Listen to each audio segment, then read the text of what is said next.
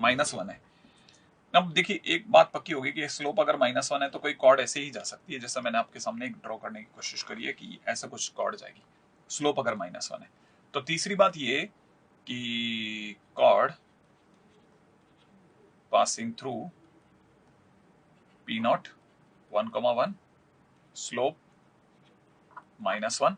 तो अगर इसकी इक्वेशन देखिए जाए तो y -1 is equal to -1 into x -1। इसका मतलब यहाँ से हो जाएगा x plus Y is equal to 2।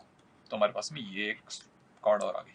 अच्छा अगर ये वाली कॉर्ड आ गई है तो let the tangent to s at E1 and E2 meet E3।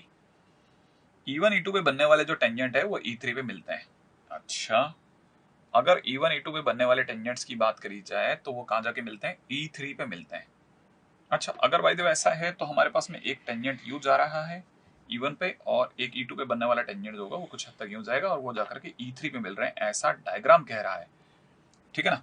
तो अगर मुझे ऐसा चाहिए तो पहली चीज तो मुझे चाहिए टेंजेंट्स एट E1 E2 पे बनने वाले टेंजेंट्स।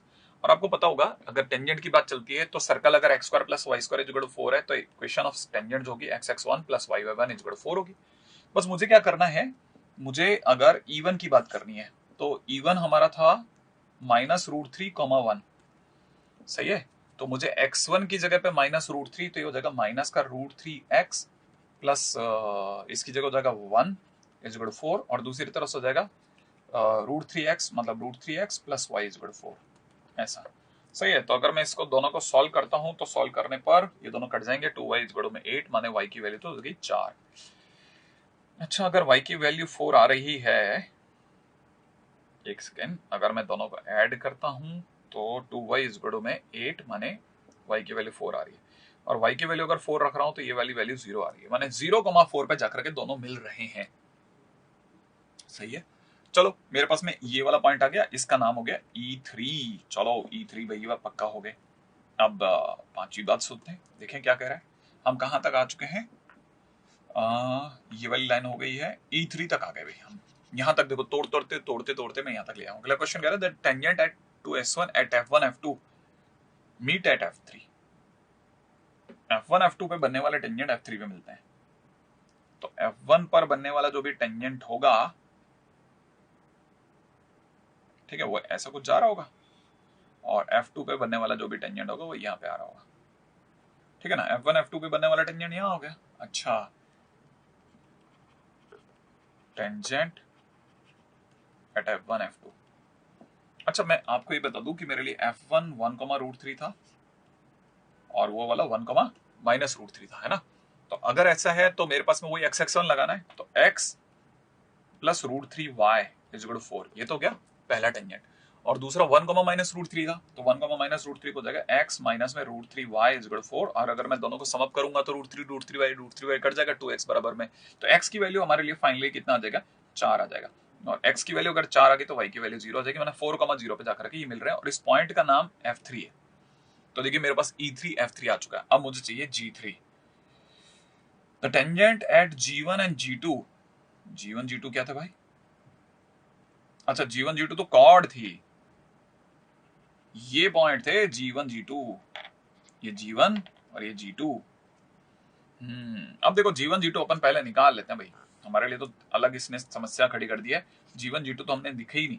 हमें G1 G2 के लिए क्या करना है? फॉर G1 G2 अगर हमें G1 G2 चाहिए तो हमें x² plus Y square is equal to 4 माने सर्कल और लाइन कौन सी? x plus Y is equal to कितनी लाइन आई थी? 2। सॉल्व करनी पड़ेगी, है ना? अगर मैं इसको सॉल्व करता हूं तो मैं y की जगह पर 2 माइनस एक्स रख देता हूं। तो x का स्क्वायर प्लस में 2 माइनस एक्स का whole square is equal to 4। इसका मतलब 2x स्क्वायर माइनस का 4x प्लस का 4 इक्वल टू 0। इससे x की वैल्यू इक्वल टू 4, सॉरी, तो कैंसिल आउट हो गया ये दोनों। और x की वैल्यू एक तो आ रही है 0 और एक वैल्यू आ रही है 2। x की वैल्यू 0 और 2 आ रही है ना? तो अगर ये वाली G2 की बात करी जाए तो x की वैल्यू 0 आ रही है, बिल्कुल सही बात है। और 0 रखने पर y की वैल्यू 4 आ रही है, माने ये वाला पॉइंट 0,4 हो गया। और अगर उसकी बात करी जाए तो 2 रखते हैं। तो x की वैल्यू जिस दिन मैंने 2 रख दी, x की वैल्यू 0,4 ऊपर वाले होगा, डायग्रामेटिकली मिस्टेक है ना?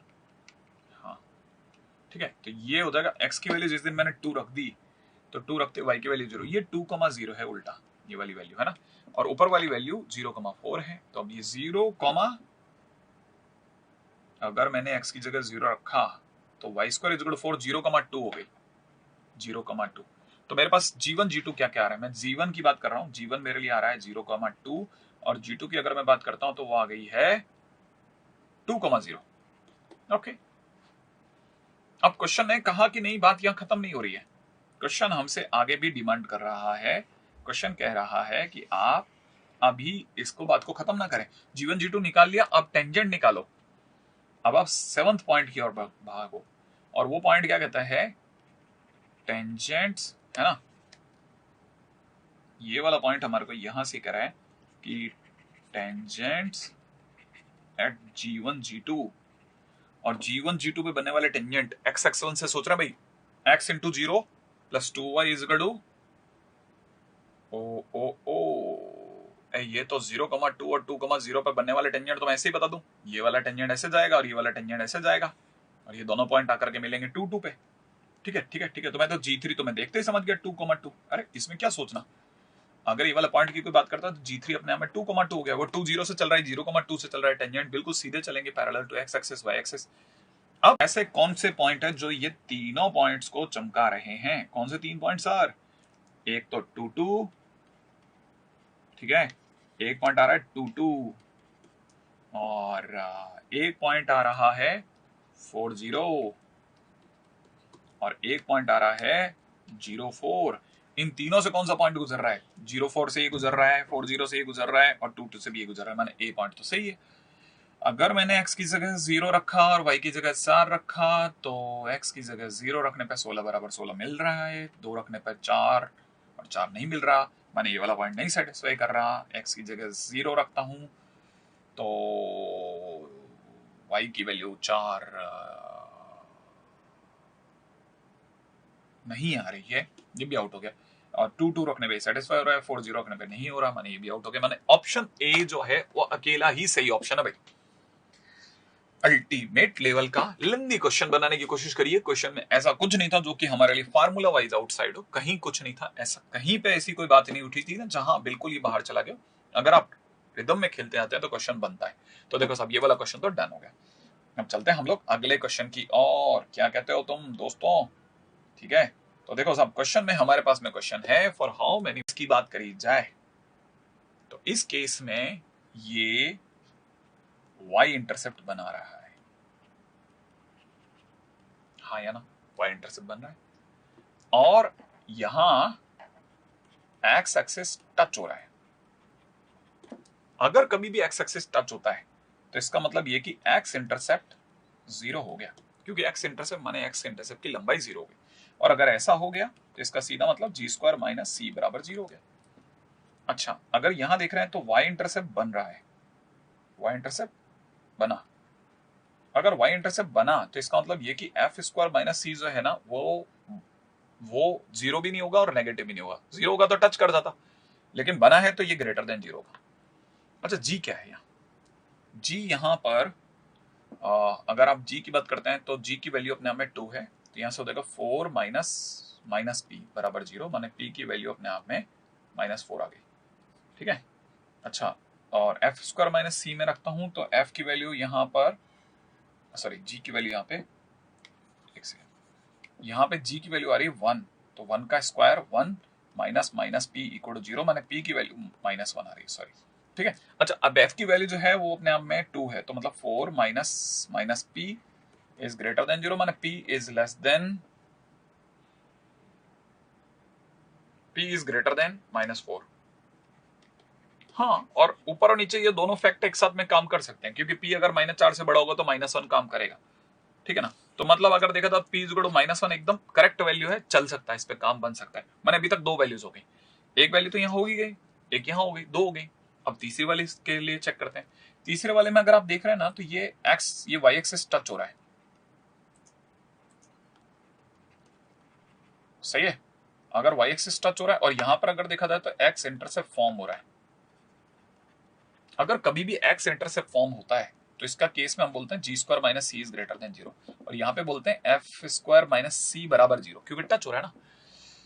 एफ का मतलब कितना हो गया मेरे दोस्त, यहां से हो गया 4 माइनस माइनस पी बराबर 0, मैंने पी की वैल्यू -4 आ गई है, और यहां से जी स्क्वायर का मतलब हो गया 1 minus minus P is greater than 0, मैंने पी इज ग्रेटर देन -1। अब देखो सोचो, नंबर लाइन को अगर आप थोड़ा भी जानते हैं ना, तो आपको पता होगा p -1 से बड़ा है, तो मतलब इस साइड जाना है हमारे को, और -4 कहां पड़ रहा है, यहीं पड़ रहा है, माने ये वाला -4 इस जोन में नहीं आ रहा, जहां हमारे स्प्रिंग है उस जोन में नहीं आ रहा, इसका मतलब ये केस बना ही नहीं, ये पॉसिबल ही नहीं है। तो यहाँ पे तो हम केस 3 लिखा तो सही था, लेकिन हम यहाँ पे मना कर देंगे साहब ये पॉसिबल नहीं है, क्योंकि ये पॉसिबल नहीं है तो सिर्फ 2 ही केसेस पॉसिबल है, उससे पी की कितनी वैल्यू जा रही है, 2, एक -1 और एक 0। तो इसका मतलब ये कि 2 values of p for which circle and coordinate axis have exactly 3 common points, जिस पे 3 कॉमन पॉइंट होंगे, ऐसा सिर्फ 2 वैल्यूज हैं, एक 0 और एक -1। तो देखो साहब, ये क्वेश्चन अगर देखा जाए तो वो बच्चे जो इंटरसेप्ट वगैरह को लेकर के जरा से भी कंफ्यूज रहते हैं, टच कब करता है, उसकी कंडीशन क्या है, तो उनके लिए एक बहुत अच्छा क्वेश्चन बन गया। तो एक बढ़िया क्वेश्चन है, मतलब मेरे हिसाब से तो मैं I will take it, it is normal but good question है। पिछला वाला तो खैर सुपर्ब क्वेश्चन, पिछले वाले क्वेश्चन में तो मतलब आप समझ लो कि हम लोगों ने अच्छी फाइट लगाई थी, क्योंकि क्या क्या नहीं निकाला था, E1 E2 से E3 निकाला, पहले E1 E2 निकाला, फिर E3 निकाला, फिर F1 F2 निकाला, फिर F3 निकाला, फिर G1 G2 के लिए तो पहले टेंजेंट, वो क्या कहते हैं, लाइन निकाली, लाइन निकालने के बाद में उसका पॉइंट ऑफ इंटरसेक्शन से G1 G2 लाया, G1 G2 पे भी टेंजेंट बना करके G3 लाया। अब मतलब अच्छा खासा वेरिएशन था। इस वाले क्वेश्चन की अगर बात करते तो ये वाला क्वेश्चन भी अपने आप में अच्छे क्वेश्चन में से एक गिना जाएगा। हम चलते हैं अगले क्वेश्चन की ओर। तो चलिए साहब, हमारा अगला क्वेश्चन क्या कहता है, क्वेश्चन कहता है let RS be the diameter of the circle this where S be the point 1,0, let P be variable point other than R, S on the circle and the tangent to the circle at S and P meets at point Q. The normal to the circle at P intersect a line through the Q parallel to RS at point E. Then the locus of E passes through the point question mark. Question को थोड़ा छोटा करके रख लेते हैं। Question में क्या रहा है कि एक सर्कल है, राइट है, और सर्कल ऑब्वियस बात है x² + y² 1 है, तो सेंटर इसका 0 0 होगा, और ऐसा है। S अपने आप में पॉइंट जो है 1,0 है, और RS अपने आप में डायमीटर, तो R यही हो सकता है, -1,0। एक और पॉइंट है P अपने आप में एक और पॉइंट है other than R and S। अगर R और S को छोड़ करके कोई और पॉइंट है तो कैसे सोचें, यहाँ सोच लेते हैं। इसमें क्या है, P ये रहा, क्या लोगे सर P का नाम पे, एक cos थीटा sin थीटा, माने cos थीटा, sin थीटा, और क्या लेंगे। अच्छा, tangent to the circle S and P meets at Q। अच्छा देखो, S पर जो भी टेंजेंट बनेगा, है ना, S पर जो भी टेंजेंट बनेगा वो ऐसे ही जाएगा, हो जाएगी। अब P पे बनने वाला टेंजेंट S कैसे भी बन सकता है, तो P पे बनने वाला टेंजेंट ऐसे बना। अब P पे अगर बनने वाला टेंजेंट अगर इस तरह से है रहा है, तो ये दोनों आकर के किस पॉइंट पे मिल रहे थे, Q पर। अब एक Q की खास बात क्या है, Q का X वैल्यू 1 होगा और Y वैल्यू पता नहीं, अल्फा मान लेता हूं। अच्छा, आगे क्या बोल रहा है, the normal to the circle at P, the normal to the circle at P intersect a line through Q. Normal to the circle at P intersect a line through Q. Normal to the circle at P. अच्छा देखो, मैं एक circle पे normal बना रहा हूँ इस P पे। अगर और आपको पता होगा कि नॉर्मल सर्कल का जो नॉर्मल होता है ना, वो हमेशा सेंटर से पास आउट होता है। Yes exactly. तो मैं क्या करूंगा, सेंटर से पास आउट कराता हूँ इसको। ये देखो, सेंटर से पास आउट हो गया। अब ये जो भी एंगल होगा ना, मैं आपको ये भी बता दूं, ये थीटा है, इसमें कोई डाउट ही नहीं, तभी तो cos थीटा sin थीटा है। तो मैं आपको ये बता दूं, ये जो इक्वेशन आएगी ना, ये y = mx वाली आएगी, तो y = tan थीटा x कह सकता हूं। इसमें सोच लेना पहले से आप, है ना, इसलिए बता रहा हूं क्यों, क्योंकि ये चीजें फिर बाद में क्लिक करती हैं। The normal to the circle intersect the line at Q, line through Q parallel to RS, RS के पैरेलल लाइन, RS तो खुद ही x एक्सिस है, तो इसके पैरेलल लाइन जो भी जाएगी वो ऐसे ही जाएगी भाई, और क्या होगा। ये अपने आप में एक लाइन हो गई। ये एक लाइन है जो कि आर एस के पैरेलल है, वो इस नॉर्मल वाली लाइन को इंटरसेक्ट करती है ई पर, माने ई भी आगे लो। अच्छा, आपको ये भी पता होगा कि ये लाइन जो भी एक्स एक्सिस के पैरेलल है, ये y इक्वल टू अल्फा होगी, क्योंकि 1, अल्फा से पास आउट हो रही है। और अगर ऐसा है तो ई पॉइंट जो होगा उसके लिए y की जगह अल्फा रख देते हैं। ई के लिए y इक्वल टू अल्फा उठा करके y इज इक्वल में tan थीटा x में रख देते हैं, तो x बराबर हो जाएगा अल्फा अपॉन tan थीटा। तो हमारे लिए ई पॉइंट ही आ गया। ई पॉइंट हो गया x के नाम पर कितना, अल्फा अपॉन tan थीटा, और y पॉइंट हो गया अल्फा, तो ये वाला पॉइंट हो गया alpha upon tan theta comma alpha. Okay, the locus at E passes through the point. The locus of E, E का लोकस बताना है अपने को। E का लोकस बताना है तो हमें कुछ भी करके इसमें से अल्फा को रिमूव करना पड़ेगा। और अल्फा का रिमूवल कैसे होगा, the normal to the circle intersect at this, तो हमारे पास ये वाला पॉइंट हो गया इतना, द लोकस ऑफ E। अब क्या है कि मुझे एक चीज और पता है कि मैं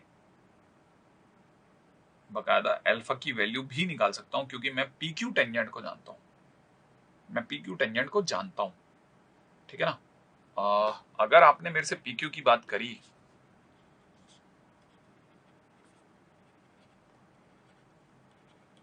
वो जाएगा x x1 plus y y1 is equal to 1, याद है ना। अच्छा, और इस पर एक point 1, alpha passes through Q, ये 1, अल्फा से पास आउट हो रहा है, तो मैं 1, अल्फा इससे सेटिस्फाई करवा सकता हूं। तो यहां हो जाएगा कॉस थीटा प्लस में alpha sine theta equal to 1। Okay, तो यहां से हो जाएगा अल्फा इंटू में 2 साइन थीटा बाई 2 इंटू में cos theta by 2 is equal to 1 minus cos theta माने 2 साइन स्क्वायर थीटा बाई 2। ऐसा, ये 2 और 2 हटा देते हैं, साइन थीटा से साइन थीटा हटा देते हैं, तो फाइनली अल्फा इज इक्वल हो जाएगा tan थीटा बाई 2। अच्छा, अब आपके पास जो अल्फा उठा करके हम रख सकते हैं क्या इसमें, अल्फा की जगह अगर हमने रखा तो हमारे पास में x की वैल्यू क्या आ जाएगी। अच्छा, यहां पर पॉइंट हमारे लिए क्या बन रहा है, एक और पॉइंट अब जो बन रहा है, थर्ड पॉइंट पे आते हैं, ठीक है ना। हमारा x इज इक्वल टू बन रहा है अल्फा अपॉन tan थीटा, इसका मतलब x की जगह हो जाएगा tan थीटा बाई 2 अपॉन में 2 tan थीटा बाई 2 इंटू में ब्रैकेट में 1 plus tan square theta by 2। ऐसा, ये tan theta by 2 tan theta by 2 काट गया। फाइनली जो बच रहा है x की वैल्यू कितनी, 1 plus tan square theta by 2 upon 2, है ना। x की वैल्यू ये आ रही है। अच्छा, सेम वे में अगर किसी ने मुझसे y वैल्यू पूछी तो y वैल्यू तो सीधे tan थीटा बाई 2 आ रही है, क्योंकि अल्फा है y इसका। अच्छा, अब मेरे को x और y को आपस में मिलाना है, तो कैसे मिलाएंगे। मुझे पता है कि 2x बराबर में 1 plus tan square theta by 2 होगा यहाँ से, है ना। तो 1 देखो, 2x क्रॉस मल्टीप्लाई करते हैं 1 plus tan square theta by 2, tan theta कितना है, tan थीटा तो हमारा y है, तो 1 प्लस वाई स्क्वायर। इसका मतलब मेरी तरह से आंसर हो रहा है। अच्छा, अब देख लेते हैं ना अभी इसमें से कौन सा वाला सही जाएगा, एक मिनट मिला लेते हैं ना। ये एक तो मेरे से एक यहाँ मैथमेटिकल मिस्टेक हुई है, ये 1 minus tan square theta by 2 होता है, तो अगर ये 1 माइनस होता है तो यह वाला भी माइनस होगा, और 1 माइनस होगा तो यहाँ से हो जाएगा 1 माइनस वाई स्क्वायर, तो इससे हमारे पास आ जाएगा वाई स्क्वायर प्लस में 2x इज इक्वल टू 1। अब ये हमारा क्या आया, लोकस आ गया साहब। ई पढ़ा ही था, एक और 2/4 नहीं बनता 1, तो इसका मतलब सेकंड ऑप्शन रॉन्ग हो गया। थर्ड ऑप्शन पे चलते हैं, y की वैल्यू -1/√3 का स्क्वायर हो जाएगा 1/3 प्लस में 2/3 इक्वल टू 1। यस, बनता है, तो इसका मतलब थर्ड ऑप्शन सही हो गया, 1/4 का स्क्वायर।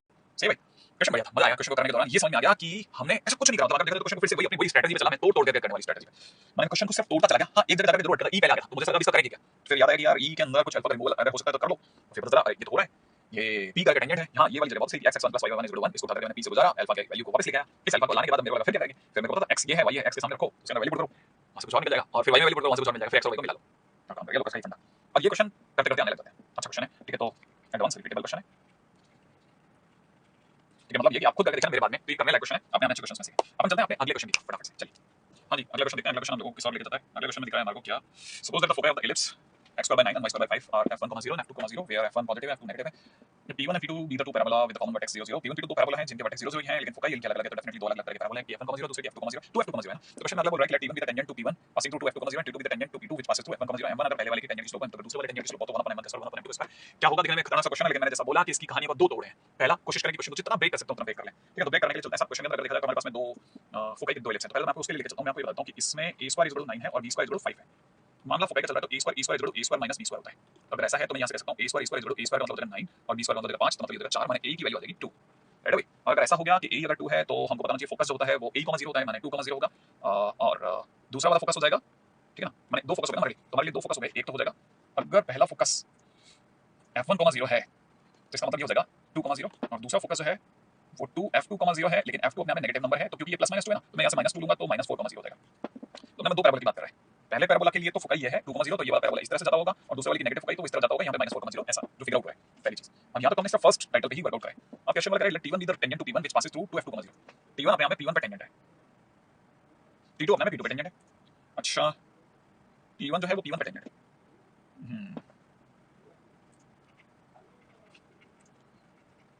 p1 p1 पे टेंजेंट है। p1 माने पैराबोला 1 पे टेंजेंट है। अच्छा विच पासेस थ्रू, अच्छा टेंजेंट जो भी होगा पैराबोला 1 की अपन पहले इससे बात कर लेते हैं। तो उसका जो भी पहले पैराबोला का जो भी टेंजेंट होगा उसके पहले बता देता हूं। अगर पहला पैराबोला की बात करी जाए तो पहला parabola y square 4a, a का मतलब फोकस 4 * 2 * x माने y स्क्वायर 8x हमारा पहला पैराबोला है, इसे आप p1 नाम दे दें। और इस पर बनने वाला जो भी टेंजेंट होगा वो होगा y में टेंजेंट की equation y mx + a/m। a/m a कितना है दोस्त 2, तो 2/m होगी। अच्छा ये अपने आप में किससे पास हो रहा है, पास हो रहा है ये 2f2, 0 से, ये 2f2, 0 से पास हो रहा है। 2f2, 0 मतलब -4, 0 से पास हो रहा है, ठीक है। अच्छा इसकी स्लोप m1 है, ऐसा बोला क्वेश्चन। तो अगर ऐसा है तो ये से पास आउट हो रहा है, और अगर ये पास आउट हो रहा है तो 0 और x की जगह पर अगर मैंने -4 दिया तो -4 m1 प्लस में 2/m1, इसका मतलब हो जाएगा 4 m1 का स्क्वायर 2, इसका मतलब m1 का स्क्वायर 1/2, माने आपके पास में m1 की वैल्यू होगी प्लस -1/2। चलो एक काम मैंने आपका कर दिया। अब दूसरा क्या कह रहा है, तीसरी बात ये कह रहा है कि t2 जो है वो अपने आप में टेंजेंट टू p2 है। t2 is tangent to p2। तो पहले p2 पे बात करते हैं। p2 क्या चीज है वो देख लेते हैं। y स्क्वायर 4a, a दूसरे वाले का a जो है सेकंड पैराबोला का -4 है, तो इसका मतलब ये कि हमारे पैराबोला हो गया y स्क्वायर -16x, तो हमारे लिए y mx minus a/m ये होगा। अच्छा ये जो है ये पास हो रहा है f1, 0 से, f1 है 2, 0। अगर ये 2, 0 से पास हो रहा है तो मैं इंटरसेक्स में रखूंगा, इसमें m2 लगेगा, ध्यान रखना। तो यहाँ हो जाएगा x की जगह पे 2m2 माइनस का 4/m2, और अगर ऐसा है तो 4/m2 is equal to 2m2। इसका मतलब ये है कि 2 से गया 2 टाइम्स, इसका मतलब m2 का स्क्वायर इज इक्वल हो गया 2, है ना भाई। अब क्वेश्चन ने क्या मांगा हमसे, चौथी चीज मांगी है कि साहब हमें तो 1/m1 का स्क्वायर प्लस में m2 का स्क्वायर लगा दो। तो 1/m1 का स्क्वायर हो जाएगा इसका स्क्वायर, माने 1/1/2 प्लस 2 माने 2/2 4, इसका मतलब अपना इसका आंसर कितना हो गया 4, इसका मतलब इसका आंसर हो गया 4। तो answer is 4। That's the way it is a very simple and nice question. दिखने में हमेशा डरावने होते हैं, आईटी के क्वेश्चंस दिखने में ऐसा लगता है कैसे होगा चुटकी बजाती हो जाता है, हालांकि इतना आसान नहीं होता, लेकिन ठीक है हो जाता है अगर आप तोड़ तोड़ के पढ़ेंगे, थोड़ा थोड़ा ड्रॉप करके पढ़ें, बेसिक समझ के चलें, ज्यादा दूर नहीं ले जाते लोग बात को। हां अगले क्वेश्चन की बात करते हैं। अगला क्वेश्चन हमारे को किस और लेके जा रहा है। क्वेश्चन क्या है कि हाइपरबोला है, ए और बी दोनों पॉजिटिव हैं, ए बी से बड़ा है, माने एक्स एक्सिस पर ही इसकी एक्सिस होगी, ठीक है, ट्रांसवर्स एक्सिस इसकी यही होगी, और हुज कॉन्जुगेट एक्सिस जो है ln वो अपने आप वर्टेक्स n पर 60 डिग्री बना रही है। Let the area final ln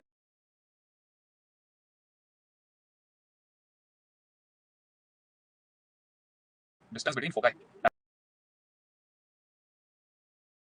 to three सब मिल जाए, फिर वो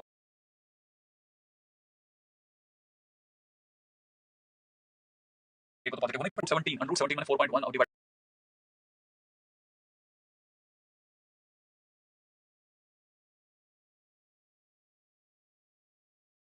बटा तो y स्क्वायर -x ऐसा होगा, तो मतलब इस साइड होगा। और दूसरी बात ये कि 4 - x है तो ये भी सर्कल बन सकते हैं, तो करोड़ों सर्कल बन सकते हैं। उनमें ये कह रहा है जिनका सेंटर x एक्सिस हो, तो अगर आप ये सर्कल ये सर्कल ये सर्कल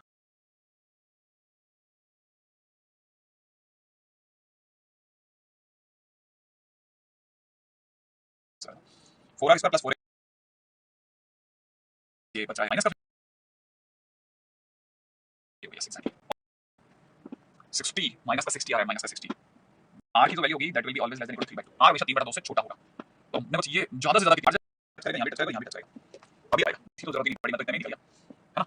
तो चलिए सब आज के दिन पे मेरा ख्याल है हम लोगों ने काफी सारे क्वेश्चन करने की कोशिश करी है, और मुझे ऐसा लगता है कि ये सारे अच्छे क्वेश्चन थे, सारे अच्छे क्वेश्चन थे, one of the good question. तो अब बस जल्दी आपसे दोबारा मिलते हैं कुछ और टॉपिक्स के साथ में, कुछ और बातें करते हुए, ताकि हम अच्छा ये जो भी हम लोग चलाते हैं, मैं बार-बार वापस आपको बोल देता हूं, जो भी हम लोग 1 घंटे के अंदर हम जितना भी क्वेश्चन करने की कोशिश करते हैं, ये सिर्फ एक तरह का इट्स जस्ट लाइक स्पार्क, ताकि आप मान लीजिए अगर कोऑर्डिनेट के 3 सेशन हुए, 4 सेशन हुए, तो आप जब ये सब सेशन चल रहे हो तो उनके गैप्स के बीच में आप 101% आपकी कोऑर्डिनेट ज्योमेट्री पूरी कर लें। उसके जितने क्वेश्चन बनते हैं सर्कल के, स्ट्रेट लाइन के, इसके उसके रिदम लगा करके क्वेश्चन करने की, सॉल्व करने की कोशिश करेंगे, ये जरूर होंगे, मैं पूरी उम्मीद जानता हूं, अच्छे से जानता हूं, अच्छे से बता भी रहा हूं। तो आप अपनी तरफ से बेस्ट करने की कोशिश करें, क्योंकि हमें